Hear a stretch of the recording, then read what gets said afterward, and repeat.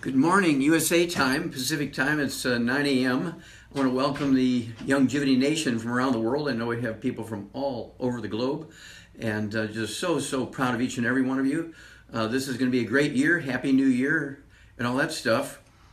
And we have an opportunity to save our families, to save our neighbors' families. We have the opportunity to save our countries, and thus doing, we're going to be able to save the population of the world. Knowledge is power, of course, and you have to take action. And I'm so very proud of our Youngevity Nation for doing both, becoming students of the information and also taking action. Well, the thing I want to cover today is the fact that there's thousands and thousands of failed medical theories every century, and the 20th century and 21st century are no different. The thing you have to appreciate is that medical experts all over the world have now told us, and governments all over the world have now told us, that in the industrialized world, our children will be the first children that do not live as long as their parents. That is a horrible prediction of catastrophic proportions. Can you imagine every couple on earth standing at a gravesite burying their kids? That'll be the end of humanity. And so we have to look at what's going on here. Why is all this happening with all the technology we have in the medical industry, yet our children will be the first generation that do not live as long as their parents? Well, that's because we're missing the raw materials. We're going to talk about the great killer diseases: obesity, diabetes, heart disease, high blood pressure, kidney failure, things like dementias, Alzheimer's disease. These things are all preventable, and they're all reversible. It's an amazing thing that we've gotten off on the rails. We've gotten off of the rails, and there's so many diseases that are just simple nutritional deficiency diseases that we jumped on the wrong theory and thought they were genetic. And as a result, we went off in the wrong direction, and we have this huge problem. In fact, UCLA, University of California, Los Angeles, just came out last year and said that in California alone, 55% of adults in California are either type 2 diabetics or are pre-diabetics. And then the word is out that in California, obesity is just skyrocketing. It's actually an epidemic of obesity. What is going on here? People exercise, they eat well, and yet obesity is going crazy. Well, our basic problem is that technology has stolen things from us. There's wonders in technology. I mean, these things are scientific miracles. It's all the things we're able to do through technology, electricity, the media, okay, of all kinds, social media, and all the things we can do there, but yet we're missing the basic things of life. All vertebrates, whether you're a hummingbird or a fish or a turtle or an anaconda snake, a human being, a rat, if you're a flamingo, if you're an elephant, you're a giraffe, you're a horse, a pig, a chicken, we all need the same things. We all need oxygen, we all need water. We need 90 essential nutrients, 60 minerals, 16 vitamins, 12 amino acids, 3 fatty acids. And of course, the thing that alerted me to all this was a big NIH study, National Institutes of Health study that I did. It was a 10-year study starting in 1967, the Center for the Biology of Natural Systems in St. Louis, Washington University, Shaw's Botanical Gardens, and Barnes Hospital, and the St. Louis Zoo. Over a period of 10 years, I did over 20,000 autopsies, 17,000 some change, of over 454 species of animals and 3,000 humans. 10 million chemistries with special stains looking for pollution as the cause of or contributor to deaths from natural causes. Back in the 60s, everybody knew the Earth was going to end in 2 weeks from pollution, and so pollution was a grave concern. And I was chosen to be the pathologist on the project because in 1991, when I was 21 years old, a graduate student in pathology, I actually ran into the first mass die-off in America from pollution that was able to be diagnosed and tracked down, got it published, and gave it to people who were my mentors around the world. And when the time came, when they got a big grant to study pollution and the causes of death in zoo animals and people who lived in the cities around these big zoos, in the big cities, they said, well, there's only one guy who can be the pathologist on this program, and that's Wallach, because he wrote the first paper on a mass die-off in America from pollution. Make a long story short, what we found out was that every vertebrate, regardless of what species or family you're from, every vertebrate that has the same deficiency will get the same disease. That was a landmark finding, and as a result, the book that came out of that 1,200-page book with all that data is in the Smithsonian Institute as a national treasure. Very, very proud of those findings. Well, nobody else is really translating that into real life. And again, to make a long story short, I was able to begin translating this into real life about 1977 when I ran into the first non-human case of cystic fibrosis, a disease thought to be genetically transmitted. And this was at the Yerkes Primate Center in Emory University in Atlanta, Georgia. And did all my due diligence, found that it was actually an environmental problem because there was 24 other baby monkeys that had the cystic fibrosis, and none of them were genetically related to each other. And because of my background with this big project, the Center for Biology of Natural Systems, I knew that it had to be an environmental problem. Looked around, found the cause of cystic fibrosis. Got it all written up, ready for publication, was very excited about it. And Emory University fired me. They said, Wallach, you must be sniffing glue because everybody knows that cystic fibrosis is a genetic disease. Well, no, why don't you challenge me like you would a PhD student and let me give you my data to back up my findings. And if I can actually answer your questions properly, we can get grants and we'll go ahead and save a lot of kids. If I can't answer your questions properly, respond properly, go ahead and fire me. And no, we'd be embarrassed to tears, and so they terminated me. And make a long story short again, went back to school, became a naturopathic physician so I could treat those kids myself. That was kind of the beginning of maybe really seriously using this information for human cultures and human populations. And again, let's start out with some of the big ones. Let's look at obesity, a worldwide problem. And obesity, the theory has been for 125 years that we are obese because we eat too much and don't exercise enough. That's been the theory for 125 years. And following that theory, the U.S., America, became the #1 obese nation in the world. We have more diets that are on TV, every kind of diet you can think of. Prefab diets, you just order them, they feed you every meal, they count your calories for you. You don't have to do anything except just eat and lose all this weight. But it's been a failure because if you go back to normal life, you gain all the weight back because they haven't dealt with the nutritional deficiency piece. In fact, obesity has nothing to do with lack of exercise and eating too much. In fact, obesity is caused by a nutritional deficiency of one or more nutrients out of a class of nutrients. And if there's 3 of them, if you have any one of those missing, what happens is you'll be the 300-pound, 400-pound, 600-pound person. Women who, of course, don't supplement with these things during pregnancy, they will gain what they call baby weight, baby fat, and 30, 40, 50 years later, they still are 60 pounds overweight with a baby fat for having 2, 3, 4, 5 kids because they haven't dealt with the nutritional deficiency piece. America is the #1 obese nation, not because of lack of exercise and eating too much, but because of nutritional deficiencies. And so we developed a program by which you supplement with all 90 essential nutrients, 16 minerals, 16 vitamins, 12 amino acids, 3 fatty acids. And one of the secrets here is you have to maximize your absorption. You have to eliminate all causes of malabsorption. And so you can get up into the 90s when it comes to percentages of absorption. And you'll begin to lose a half a pound to 2 pounds of body weight a day in a healthful way. And the magic is you'll never gain the weight back as long as you stay on the 90 essential nutrients, 16 minerals, 16 vitamins, 12 amino acids, 3 fatty acids. We've been doing this commercially for 40 years. It's a very, very simple thing, and it never fails. It never fails. Well, closely related is type 2 diabetes. Closely related is type 2 diabetes. They kind of run together sometimes, obesity and diabetes. And a lot of doctors will kind of say, well, diabetes kind of is a partial cause of obesity. Obesity is kind of a partial cause of diabetes, and they kind of run together. Well, people can get 8, 9, 10 different diseases. They'll have high blood pressure, arthritis, congestive heart failure. They can have reflux, bacterial degeneration, low back problems, fibromyalgia. And these are all nutritional deficiency diseases because it's not unusual for people to be deficient in 3, 4, 8, 10 different nutrients when you can't absorb things and you're eating food that is nutritionally deficient. The reason why people are obese is the nutrients that are necessary to prevent and reverse obesities are no longer found in optimal amounts in your foods. Some cases are not there at all. Same way with diabetes. We've known now, today, for 85 years, that type 2 diabetes is actually a deficiency of a single nutrient. It's not a genetically transmitted disease. Very simple nutritional deficiency disease. We've eliminated it in every vertebrate you can think of, except, of course, humanity, because the medical systems all over the world still believe that type 2 diabetes is a genetic disease. It's not.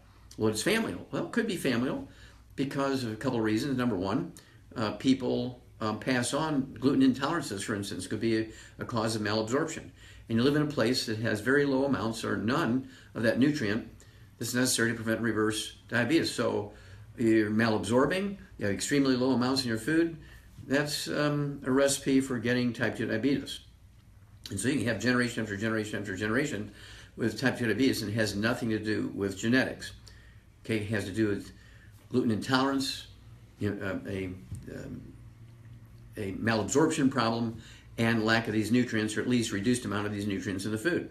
So you supplement with the nutrients, all 90 essential nutrients, a little bit of extra of that secret sauce for diabetes, and then you get rid of all the bad stuff: fried foods, processed meats, oils.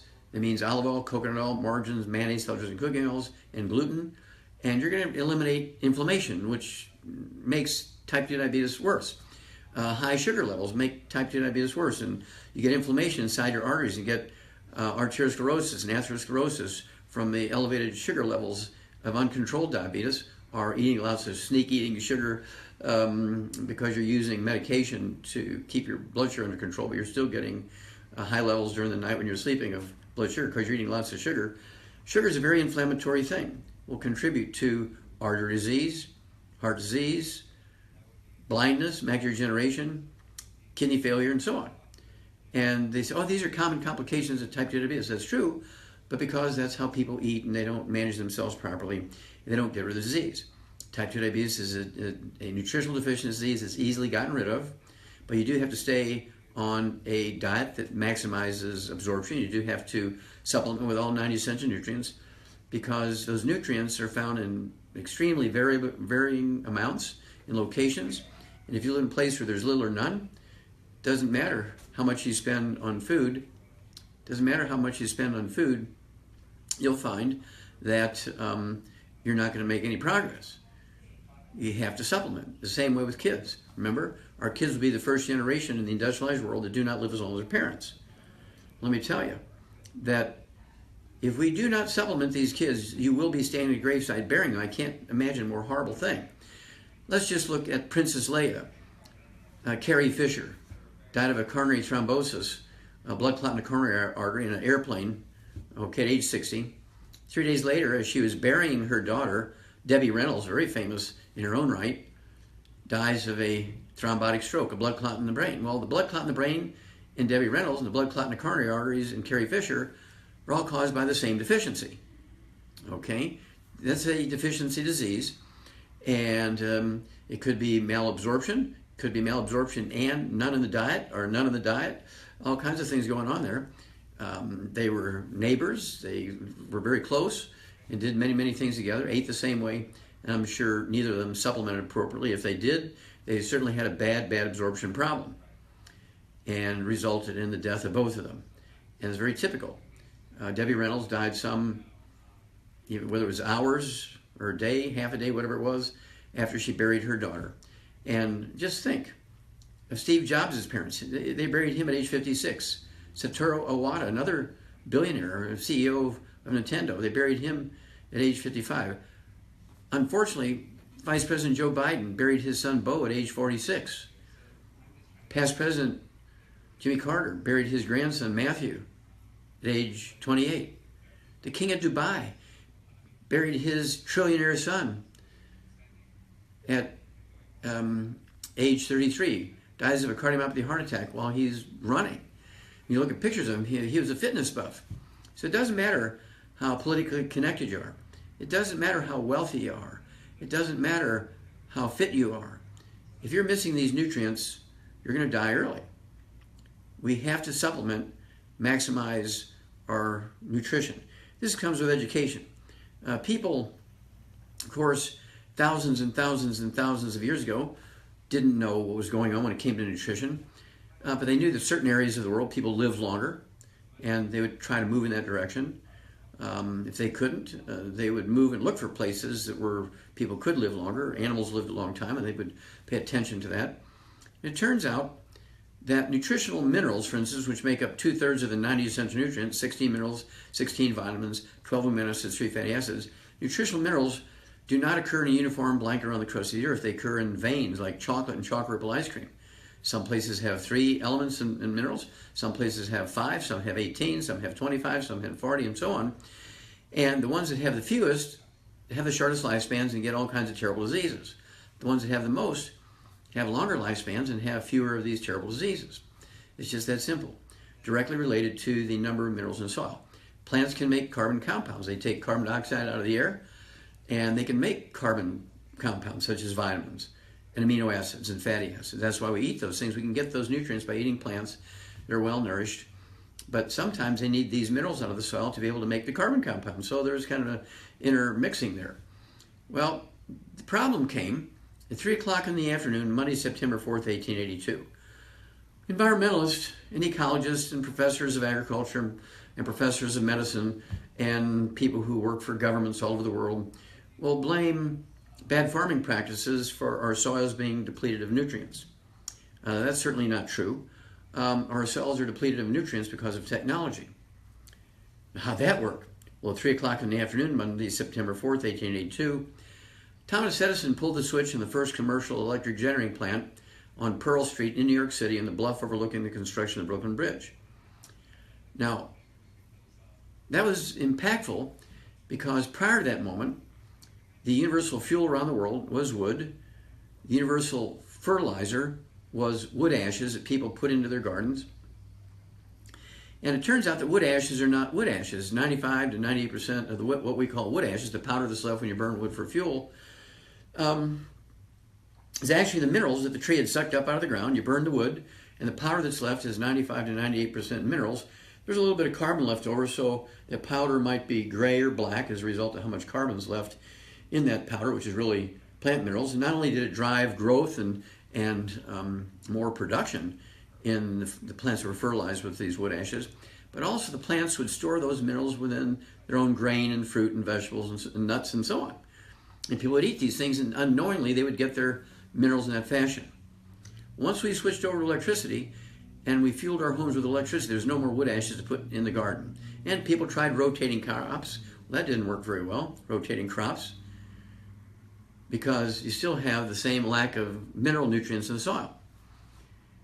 They knew they were in trouble in 1936 because before that they had the Great Depression, they had the Dust Bowl in America, and the soil was dying all over the earth. And they knew the nutrients were deficient in the soil, and they blamed it on poor farming practices. They blamed it on poor farming practices as opposed to blaming it on technology. Technology is what hurt us. Then you look at a greater, wider problem, and that is that the most successful cultures on earth always grew up around rivers and river bottoms and floodplains. We're talking about the Nile River with Egypt. We're talking about the Ganges River in India. We're talking about the Thames River in London, England. We're talking about the Volga River in Russia. We're talking about the Rhine River in Germany. We're talking about the Yalu River in China. And so it's these great rivers where they would flood, and there's minor rivers that would flood every spring. When the floodwaters receded, it would leave silt behind, and silt was minerals from mountains hundreds, maybe thousands of miles upstream. Farmers didn't push that off to the side before they planted. They would plow it in and renew the mineral content of the soil that had been done every spring for thousands and thousands of years before the appearance of man. Now, the interesting thing about this is that nobody knew this, yet today nobody knows this, and people say, well, just eat well, you're going to get everything you need. That is absolutely not true. Plants cannot manufacture minerals, which make up 2/3 of the 90 essential nutrients. 60 out of the 90 essential nutrients are things we need, minerals and elements we need. Plants cannot make them. They must have them in the soil, not necessarily for themselves, because a plant only needs 3 elements to grow properly and give seeds to the next generation. We're talking about NPK, nitrogen, phosphorus, potassium. Nitrogen, phosphorus, potassium, that plants will give you a good yield, make good seeds for the next generation. You eat those plants, they look good, they taste good, they fit everybody's ideal of what looks good and tastes good, and yet you're 57 elements short for your own use. And so we have a problem here. We must supplement, otherwise people will be standing at graveside burying their kids. That's well agreed upon. Well, we've already looked at 2 diseases easily prevented and easily reversed, obesity and diabetes. Let's look at another one, heart disease, cardiovascular disease. Congestive heart failure is a very common disease throughout the world. And congestive heart failure is a deficiency of a single vitamin. We've known that for 300 years. It was discovered by a Japanese naval surgeon 300 years ago. A very, very simple vitamin deficiency. You get rid of all the bad stuff, the fried foods, the processed meats, the oils, the gluten, in this case sugar, which makes the deficiency of that vitamin worse. Got to get rid of the sugar. And then you supplement with all 90 essential nutrients, 16 minerals, 16 vitamins, 12 amino acids, 3 fatty acids, and you give a little bit of extra of that secret sauce that has more of that vitamin. You'll be amazed at how quickly people are able to reduce their medication for their maintenance of congestive heart failure. Many of them are able to, within weeks, eliminate all medication, go back to a normal life. Well, how long do they have to stay on the diet and the 90 essential nutrients plus a little extra of that secret sauce? Well, for life, forever. Okay, because the nutrients are missing in the soil and so forth. And I mean, I have seen literally thousands of instances where people are able to significantly reduce their medication or completely wean off their medication and go back to normal life. Congestive heart failure is a very simple nutritional deficiency, easy to prevent, easy to reverse. Then cardiomyopathy heart disease, sudden heart death. We see this in athletes. 20,000 young athletes die each year in America alone, sudden heart death. You know, we're talking 5 or 6 year olds in the Pee Wee leagues and Pop Warner leagues, all the way up to grade school, junior high, high school, university, Olympic athletes, professional athletes. This is caused by deficiency of a single mineral. I've personally done 1,700 autopsies on kids under the age of 10 that have died of this disease, cardiomyopathy heart disease. In China it's called Kishan disease. And one has the most terrible study I've ever done, because we're talking about 1,700 kids died of this sudden heart disease, deficiency of a single mineral. But on the other hand, it gave us an enormous amount of information to save millions of kids. Okay? And so if you take the 90 essential nutrients and you throw in these secret sauces to young couples who are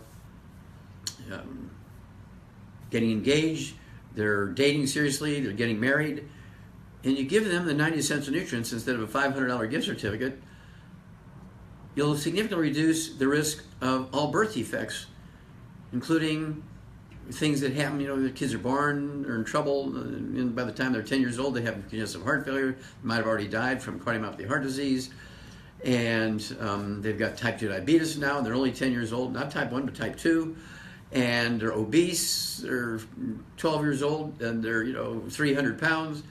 That's because they have a malabsorption problem. And so you have to get them off all the bad stuff. No fried foods, no processed meats. With nitrates, nitrites, we're talking about deli slices, sandwich meats, sausage, ham, bacon, bologna, salami, pastrami, pepperoni, jerky, corned beef spam, chorizo, that kind of stuff. You also have to get them off of oils. That means no microwave popcorn, no theater popcorn. You got to get them off of all olive oil, coconut oil, margarines, mayonnaise, and cooking oils, because they oxidize in just a few minutes after the squeeze out of the seeds and out of the fruit, out of the fish, wherever you're getting these oils from. They oxidize, turn into trans fats, heterocyclic amines, and acrylamides, which increase your risk of coronary artery disease, vascular dementia, artery disease all over the body, also increase your risk of kidney failure and the need for dialysis, increase the risk of heart attacks. It's just an awful thing to behold, and also increase your risk of cancer. I said that in 1971, and they agreed. The World Health Organization came out in 2001 and said, Wallach was correct. They came out again in 2015, said, hey, all these processed meats increase your risk of cancer, the same as smoking a couple of packs of cigarettes a day. What if you smoke a couple of packs of cigarettes a day and take these processed meats? You're going to get cancer. Cancer is a self-inflicted disease, totally preventable. So I urge you to be mindful of these things. Of course, this is all in our CDs, all in our DVDs, it's in the books, and we have 14 books written for the public. The newest one is Epigenetics, The Death of the Genetic Theory of Disease Transmission. It's been a bestseller several times in Amazon.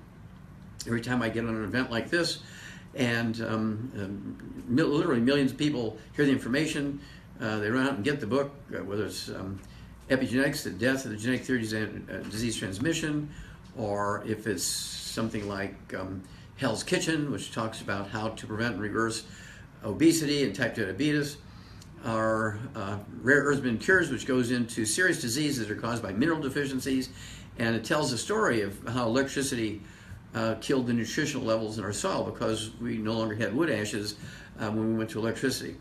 And really was honored to be able to figure this out and teach people why they need to supplement, why they have to supplement if they're going to save their kids, if they're going to add 25 to 50 healthy years to their own life, equally or even more important to add 25 to 50 healthy years to the lives of their kids.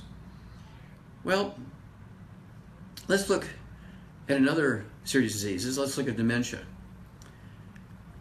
Let's look at Alzheimer's disease, of course. There's 5 major dementias. There's vascular dementia, caused by the same thing that causes coronary artery disease, inflammation in the arteries in your brain.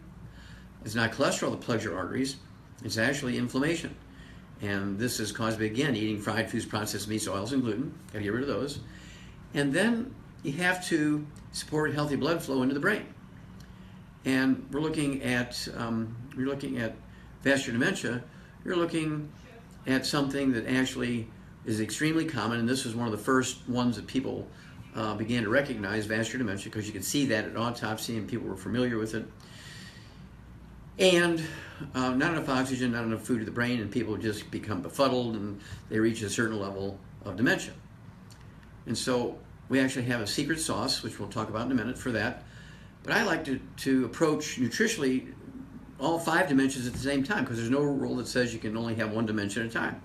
I've seen literally thousands of people that have all 5 dementias. Many doctors will call them all Alzheimer's disease because the insurance codes will pay the most for Alzheimer's disease, and they just treat for Alzheimer's disease, and so it never works out, and they get to be treating these people for the remainder of their lives, which sometimes not very long.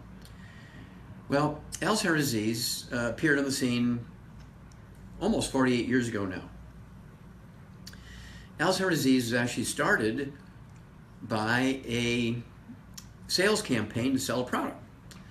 Let's go back to 1901 when the German Navy went to a chemist from the University of Berlin in Germany, guy by the name of Wilhelm Norman. He said, sir, we need a smokeless synthetic lubricant for diesel engines for German submarines. And by 1904, Professor Wilhelm Norman had accomplished this.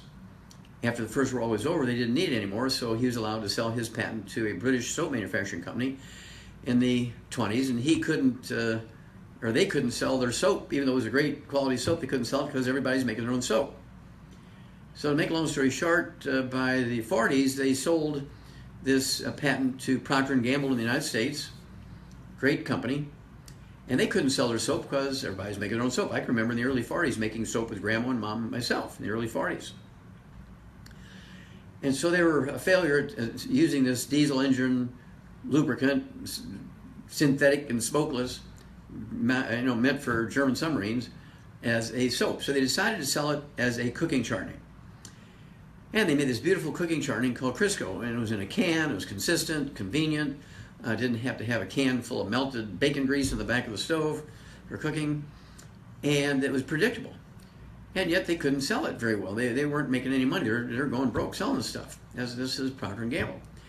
So a guy by the name of Ansel Keys, who's a professor of medicine at the University of Minnesota, went to a big advertising firm and said, hey, how do we sell this stuff? And he said, oh, it's very easy. You got to demonize them and say Grandma will be killing her kids and grandkids and sisters and brothers by cooking with lard, butter, cream, and eggs, and should switch over to this new product, which is a better way to cook, a healthier way to cook, called Crisco. They were having a struggle at that. They couldn't do that consistently, not quite making a profit. And so they went back to this advertising firm and saying, well, we're not having much luck here. We've got to really demonize this stuff. So they did an analysis of lard, butter, cream, and egg and found 2 common threads, cholesterol and saturated fat. They began to demonize cholesterol and saturated fat. And they got to be profitable, but it wasn't magic. It wasn't taking over the world. And so what happened here was that Procter & Gamble said, okay, we got to do something else. So they go to the advertising company again. They say, well, what do we do? said, well, you have to give them a place that's better than what they're doing. So grandma would give up what 18 generations of grandmas have been doing, lard, butter, cream, and eggs, and go to this new stuff, Crisco. And they said, you have to really lift up Crisco like it's something from heaven, church music, a lot of butterflies, and that began to make things profitable. Well, about that time, egg beaters appeared on the scene, margarine appeared on the scene to replace butter, oils began to appear on the scene to replace lard, because they didn't have high levels or any cholesterol and saturated fat. Well, we began to see new diseases. Low T, low testosterone, ED, erectile dysfunction, menopause at 35 instead of 65, adrenal exhaustion. And that's because estrogen, progesterone, testosterone, and adrenal hormones are part of a class of hormones called steroid hormones. 95% of their physical weight is cholesterol. And no matter how good your genes are, if you don't have the cholesterol as a raw material to make those hormones, you don't make the hormones. And so pharmaceutical companies began to make billions of dollars. They're making billions of dollars selling Premarin, which is made from horse urine, first synthetic female hormone, estrogen. And then they're making billions of dollars selling Viagra, Cialis. Okay, you see what's happening here? And they were just having the time of their lives, making billions of dollars selling these things. Then they started slapping themselves around, looking in the mirror and slapping themselves. We are very stupid. Calling themselves stupid. We're telling people how to lower their cholesterol for free. So they came up with a class of drugs called, you got it, statin drugs to lower cholesterol. And now each year they make over $1 trillion retail sales from selling statin drugs throughout the industrialized world. Over $1 trillion in sales of statin drugs. Because they didn't want to give away the information for free, and so they came up with a product called statin drugs. Well, within 2 years, a new disease popped up called Alzheimer's disease, which had never appeared before, even by another name, about 48 years ago. And today, guess what? Alzheimer's disease is the number 4 cause of death. 48 years ago, it didn't exist. Today's number 4 cause of death in people in the industrialized world. And even in the U.S., the FDA, a couple of years ago, came out with an urgent stop email sent out to every licensed doctor. Stop writing prescriptions for statin drugs. Stop telling people to get on cholesterol-restricted diets. Otherwise, you'll increase their risk of type 2 diabetes by 52% and Alzheimer's disease by almost 100%. Doctors continue because there's so much money involved in writing prescriptions for statin drugs and in treating low T, ED, early menopause, and adrenal exhaustion. And also certainly treating Alzheimer's disease now and other dementias. And this is a horrible, horrible, horrible story. Alzheimer's disease, actual double-blind randomized studies in human beings. 5,000 people over a 10-year period. They all came from the same country, Scotland.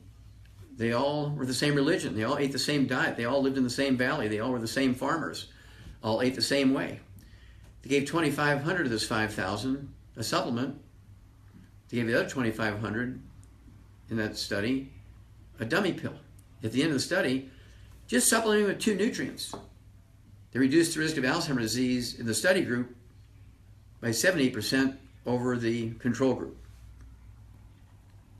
If they had given all 90 essential nutrients and eliminated a few things, they would have eliminated Alzheimer's disease in the study group by 100%. It's very, very interesting. Okay? And these are the sort of things, again, you'll find in the book Epigenetics, The Death of the Genetic Theory of Disease Transmission, the book Rare Earths and Cures, the book Immortality, the book, of course, Dead Doctors Lie is legendary. And I urge you to get these things, become a student of the information, get the CDs, listen to them as you're driving around, get your families together, get family meetings once a week for 15 to 30 minutes, listen to this stuff, share the information, because it flies in the face of current medical theories. And people say, well, I have to ask my doctor about this because what you're saying doesn't make sense. And of course, the doctor usually has the social credibility and power to convince people to keep doing the pharmaceuticals rather than doing the nutrients. So it's going to take some effort on our part to be able to maximize our success and save as many of our families as we can. Let's look at another one. Let's look at arthritis. Osteopenia, osteoporosis, arthritis. Most of you remember back, say, 50, 60 years ago, maybe even 70 years ago, 40 years ago, 30 years ago, even today in some countries, in some places in the United States, that doctors will say, look, osteoporosis occurs in women because they go through menopause, they don't make enough estrogen, and so they have to get these estrogen, either the shots or the patches or the pills, so they can maintain their minerals in their bones, their calcium in their bones. Well, in 1971, because of all those autopsies, the big program, the Center for the Biology of Natural Systems, I found that men had osteopenia, osteoporosis, and arthritis at the same percentages that women did. In fact, the osteoporosis in men was actually more severe than it was in women. And everybody said, Wallach, you must be sniffing glue. That can't be right. And laughed at me and laughed at me. Well, again, Harvard Medical School came out in 2001 and said, hey, men get osteoporosis at the same rate as women. You see, osteoporosis and osteopenia and arthritis are vitamin and mineral deficiency diseases. These nutrients are no longer found in optimal amounts in our food. Sometimes they're just totally missing in the foods. And also, people don't go out in the sun anymore. Everybody stays inside and works on their social media devices and so forth. Nobody's outside picking weeds in the garden. Nobody's out mowing the lawn. Nobody's out watching their sheep, so to speak, and hanging laundry out in the sun and so forth. So nobody's getting any sunshine. And so in addition to the 90 essential nutrients, they're going to need extra secret sauces. In this case, you're going to need extra vitamin D3. We have lots of vitamin D2 in multiple vitamins, but of course, medical says, well, you can't have more than 400 international units of vitamin D2 because otherwise you can calcify your whole body. And so that's kind of been a lid on our source of vitamin D3 over the years, and now doctors write prescriptions for 60,000 units a day. And so I'm urging you, of course, we have the sprays and we have the capsules of vitamin D3. I'd taken about 20,000 international units of vitamin D3 a day just from our own supplements and things because I spend so much time inside doing events like we're doing here today and so forth. Well, the nice thing about osteopenia, osteoporosis, and arthritis is they're totally preventable and totally reversible. Well, my doctor says I need a double knee replacement. That's not true. I'll give you a true story which represents the peak of literally millions of people we've dealt with arthritis and osteopenia. And this was Andy Young, former ambassador to the United Nations underneath the presidency of Jimmy Carter, mayor of Atlanta, several terms. He was also one of the generals, if you will, in Dr. King's army when it came to the great mission to get equality amongst peoples in America and certainly the world. Okay, and these great marches and things. And I was talking to Andy Young about diseases that are thought to be genetic in the African American community in America and industrialized world and Africa, one of which was sickle cell anemia. And I found sickle cell anemia in deer and antelope and hummingbirds and things like that. And so I knew that it wasn't a genetic disease in people. It turns out that sickle cell anemia is a birth defect of the bone marrow in the early stages of embryonic life when the bone marrow cells are forming that make hemoglobin. And they're dysfunctional, and so they form dysfunctional hemoglobin. It's called sickle cell anemia in the African American population. The same disease is called thalassemia in the white population because you can't have a black gene in a white guy and a white gene in a black guy, so they gave them two different names in the two different populations. And it's totally preventable. You can take an animal with sickle cell anemia, male and female, and have them have 25, 30, 40, 50 babies, and you give them the 90 essential nutrients appropriate for their body weights. You'll never have a baby born or hatched with sickle cell anemia. If it was genetic, every baby would be born, when the male and the female both have sickle cell anemia, everyone would be born with sickle cell anemia. We can totally prevent it by supplementation, particularly to the female, for say 6 months prior to pregnancy, and then there'll never be another case of sickle cell anemia or thalassemia. And I was talking to Andy Young about this, and I noticed he was limping. I said, Mr. Ambassador, with all due respects, why are you limping? He said, well, I got bone to bone arthritis. I've had it for 20 years. I've been on, 9 painkillers over these years. 3 of them are opioids. I'm getting addicted. And Emory University said the only thing left for me, because these painkillers aren't working anymore, is double knee replacement. I said, sir, with all due respects, that's not true. Give me 90 days and I can rebuild that. And he said, no, these are the greatest surgeons on earth. And they said, I have to have the surgery. I said, well, sir, let's look at this. You're in your 70s, and if I fail you, you could always go get your surgery. If you go do the surgery, you can get infections, have to amputate your legs, or maybe die from the infections, might die from an anesthetic accident. I can't help you then. And so he delayed his surgery, was able to rebuild the cartilage in his knees, be able to go out and play golf again.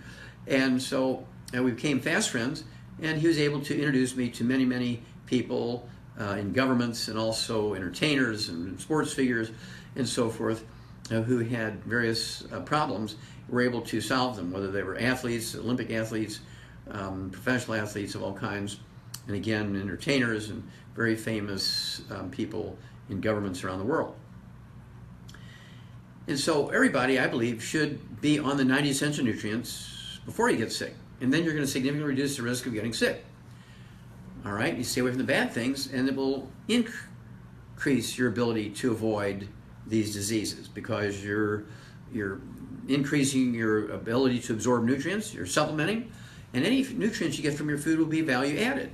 And this is a crazy thing, okay? Again, value added, as opposed to hoping and praying that everything you need is in your food. In animals, of course, to maximize their genetic potential for egg production, weight gain in the feedlots, milk production, longevity, having healthy babies without birth defects, we level the playing field by giving each animal, and their little alfalfa pellets, or canned dog food, all 90 essential nutrients, and we have tripled the lifespans of animals in the last 60 years using that system. We've eliminated 900 different diseases in animals that still plague people. Okay, and what is going on here? In humans, we only gain 6 months in longevity. In animals, we triple their lifespans. 900 species. Okay, what is going on here? Well, that's because all vertebrates require 90 essential nutrients, 16 minerals, 16 vitamins, 12 amino acids, 3 fatty acids. It's one of those things where we have to use our training and our education to its maximum to get the best and maximum benefit from our good genes, to actually turn around our bad genes. This is called epigenetics. And myself and an Englishman by the name of Bruce Lipton, like Lipton tea, the two of us are considered the founders and the fathers of the science of epigenetics. And epigenetics says your genes will maximize their performance, okay, if you give them all 90 essential nutrients, 16 minerals, 16 vitamins, 12 amino acids, 3 fatty acids. If you don't give your genes the 90 essential nutrients, 16 minerals, 16 vitamins, 12 amino acids, 3 fatty acids, bad things happen. You say, how can this happen? Grandma lived to be 120 and she was a hellion, did all these terrible things, did drugs and alcohol and smoked and so forth, did terrible things in the middle of the night you can't talk about in public, and she lived to be 120. And you're 18 years old and you try it and you die. And that's because you need the 90 essential nutrients she was getting because they lived in a place that had these nutrients in the soil, putting the wood ashes in the gardens, plowed in the silt every spring, and we don't have that advantage anymore. So you must supplement to get your maximum benefit. Let's look at, say, another common set of diseases, autoimmune diseases. Doctors, will call things autoimmune if they don't know what causes it, and something they can treat the symptoms for, but they just can't get their arms around it and prevent it and get rid of it. Let's look at things like lupus and fibromyalgia, rheumatoid arthritis. Well, lupus and fibromyalgia are kind of related, and they're actually caused by malabsorption. You got to get rid of the fried foods, processed meats, oils, and gluten, wheat, rye, and oats. Get on the 90 essential nutrients, 16 minerals, 16 vitamins, 12 amino acids, 3 fatty acids, and guess what? Lupus and fibromyalgia go away very quickly. Rheumatoid arthritis is a secondary infection on top of bone-to-bone arthritis with a bug called mycoplasma, which is killable with an antibiotic called minocycline, like the little bait fish, minocycline, which is a member of the tetracycline family. And so you get rid of the bad foods, the fried foods, the processed meats, the oils, the glutens. You take your 90 essential nutrients and a little bit of the extra secret sauces to support and promote maintenance, repair of cartilage, ligaments, tendons, connective tissue, disc between the vertebrae. And you throw in the antibiotic called minocycline, kill that bug, allow the stem cells in our musculoskeletal system to support and promote maintenance repair, and guess what? Your body will repair itself. These things are not monstrous autoimmune diseases your body's attacking itself.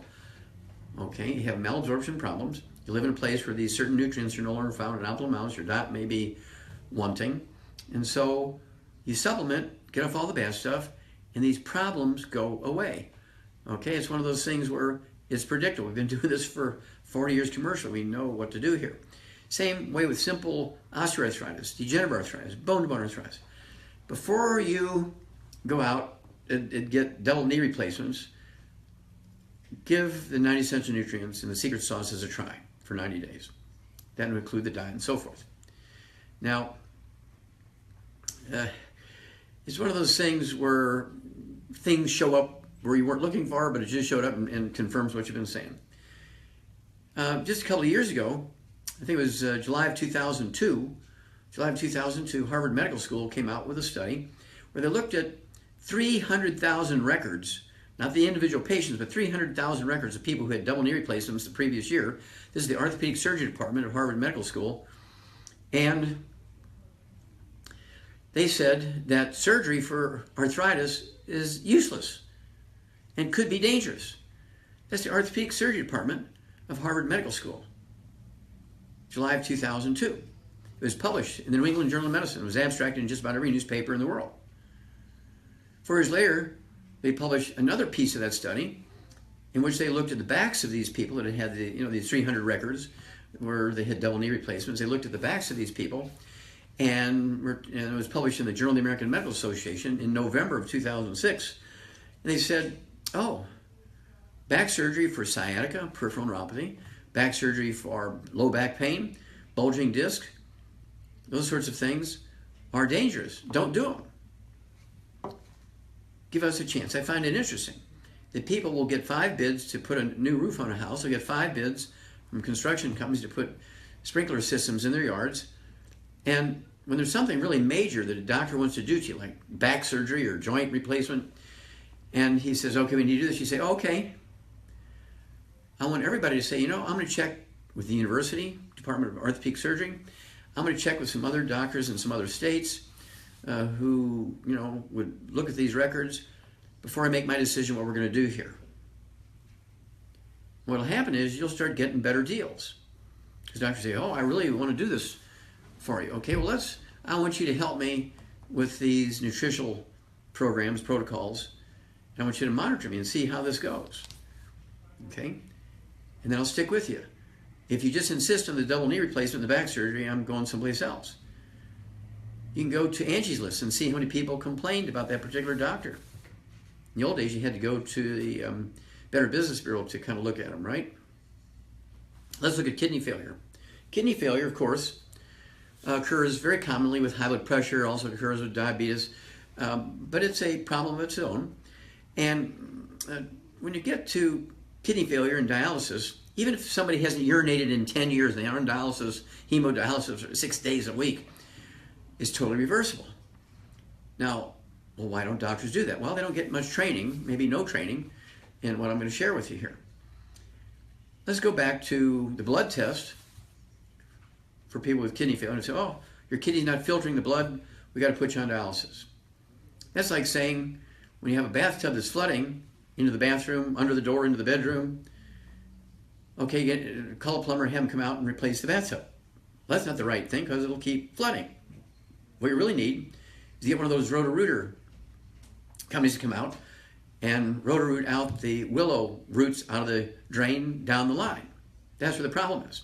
Well, the same thing is true when you have what they call kidney failure. What will happen is the kidneys aren't filtering the urine because they can't get,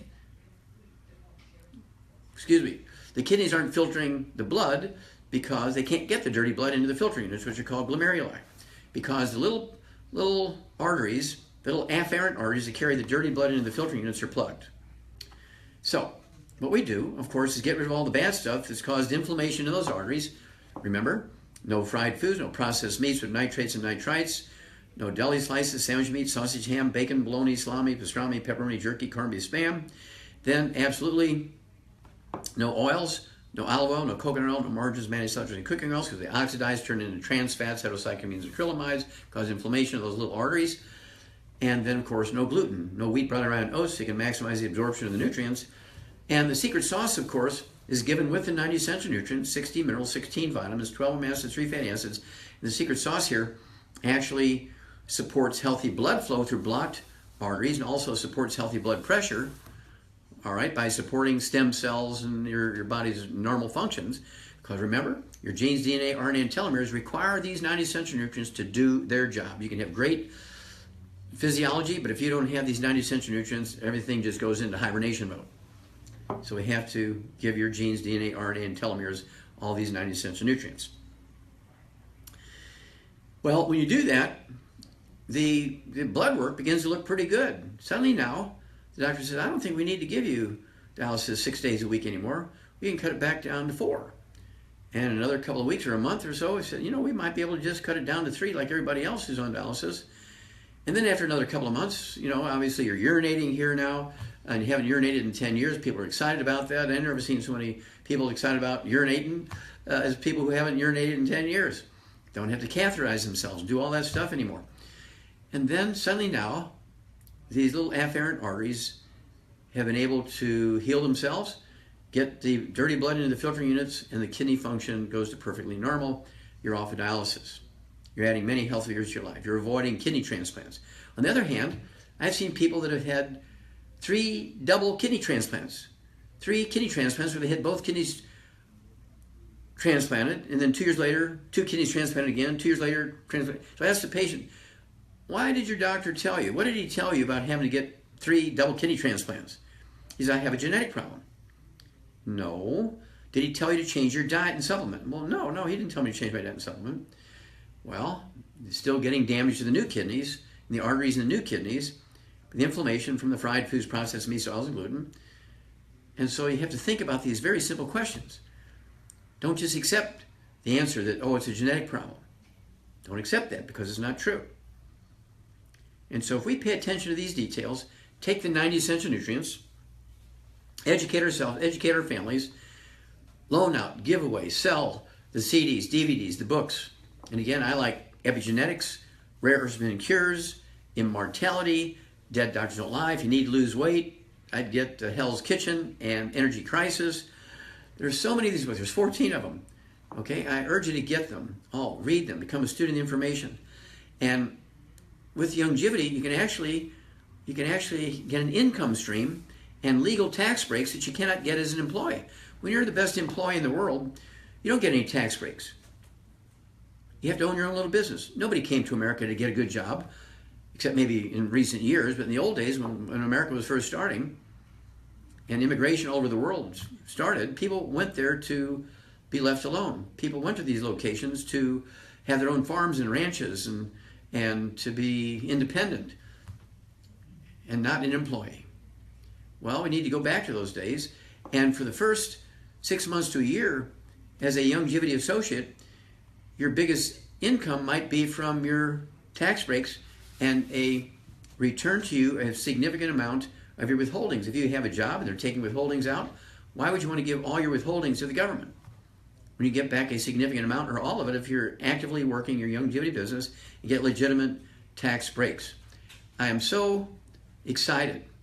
I am so excited for you because what's going on here. We're publicly traded. We're in countries all over the world. We have warehouses in the Pacific area.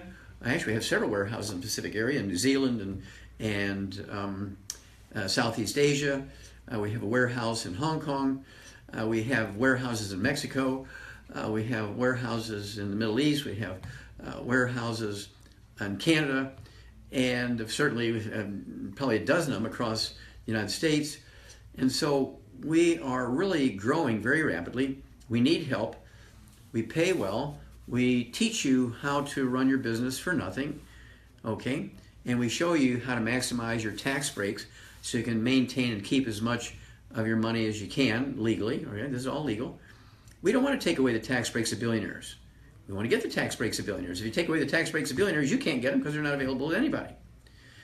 And of course, you want to get your families involved. You want them to know what you're doing because if you spend 5, 10, 15, 20, 30 years working in your longevity business and then you want to retire, you die, you will your Youngevity business to your favorite grandson, your brother, your sister, your child, whoever it might be. It's a willable asset. Your job is not a willable asset, but your Youngevity business is a willable asset. And you will find that you can, in fact, pass this on down into your family for generation after generation after generation. You can't will your job for generation after generation after generation, but you can will your Youngevity business. And again, for the first 6 months to a year, your biggest asset in your Youngevity business is going to be your tax breaks as you're building up your cash flow. And so I want people to remind you, well, you can actually make a business plan. And in your business plan, say that your Youngevity business is going to pay for your monthly premiums for your health care, your monthly premiums for your life insurance, your monthly fitness center fees, because you want to be fit as a Youngevity associate. You can get your Youngevity business to pay for your requirements to be able to get a check from Youngevity as an associate. Okay, there are certain financial requirements you have to have, and in your business plan, which you put in the company file, you get a separate checking account. Don't mix and match your personal business, your personal income with your business income. You need a separate checking account. You need a separate credit card, and also a separate debit card. And so every month, you get a statement from your debit card company, your credit card company, your checking account from your bank, your savings account from the bank. You don't need a bookkeeper because you've already done your bookkeeping by having the separate accounts. That's how wonderful owning your own business is. Now we're going to call this to an end here. And I just want to again thank everybody who's been on this call to take this information out to their groups and associates and introduce it to new people. I want everybody to understand that we love you. We are Youngevity Nation, and we're all working as hard as we can. We're going to do more and more and more of these types of events where people all over the world can get on and share the information. I cannot thank you enough for all the wonderful things you've done. I cannot thank you enough in advance for all the wonderful things I know you're going to do. Happy New Year to each and every one of you. God bless you. Godspeed.